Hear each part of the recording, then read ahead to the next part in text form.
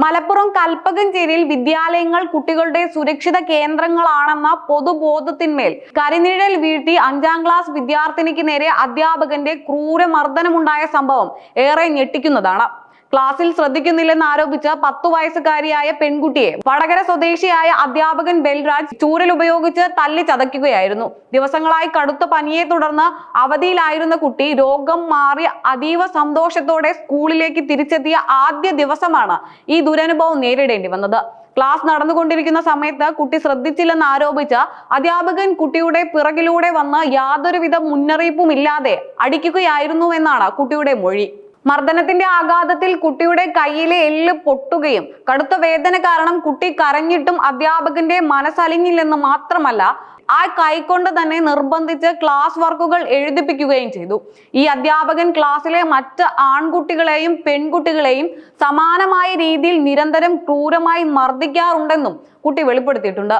ഉച്ചയോടെ കുട്ടിയെ അധ്യാപകൻ തന്നെയാണ് വീട്ടിലെത്തിച്ചത്. ക്ലാസ്സിൽ ശ്രദ്ധിക്കാതിരുന്നപ്പോൾ ചെറിയ രീതിയിൽ ശിക്ഷിച്ചതാണെന്നും അപ്പോൾ തുടങ്ങിയ കരച്ചിലാണെന്നും ഇതിൽ മറ്റു വലിയ പ്രശ്നങ്ങളൊന്നുമില്ലെന്നുമാണ് അയാൾ രക്ഷിതാക്കളെ തെറ്റിദ്ധരിപ്പിക്കാൻ ശ്രമിച്ചത്. എന്നാൽ കുട്ടി നിർത്താതെ കരയുന്നതും കയ്യിൽ അമിതമായ വീക്കവും കരിവാളിപ്പും പ്രത്യക്ഷപ്പെട്ടതും വീട്ടുകാർക്ക് സംശയം ഉണർത്തുകയും തുടർന്ന് അടുത്തുള്ള ആശുപത്രിയിൽ എത്തിച്ച് നടത്തിയ എക്സ്റേ പരിശോധനയിൽ കയ്യിലെ എല്ലിന് ഗുരുതരമായ പൊട്ടലുള്ളതായി ഡോക്ടർ സ്ഥിരീകരിക്കുകയുമായിരുന്നു.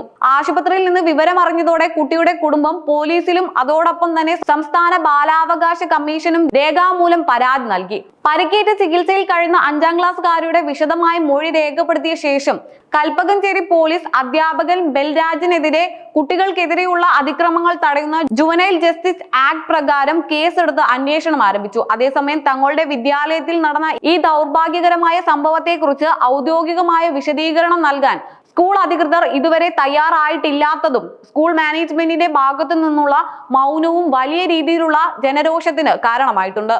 കുട്ടികൾക്ക് നേരെ വിദ്യാലയങ്ങളിൽ നടക്കുന്ന ഇത്തരം ശാരീരിക പീഡനങ്ങൾക്കെതിരെ ശക്തമായ നടപടി സ്വീകരിക്കണമെന്നും കുറ്റക്കാരനായ അധ്യാപകനെ സർവീസിൽ നിന്ന് ഉടനടി പുറത്താക്കണമെന്നുമാണ് നാട്ടുകാരുടെയും വിവിധ മനുഷ്യാവകാശ സംഘടനകളുടെയും ആവശ്യം.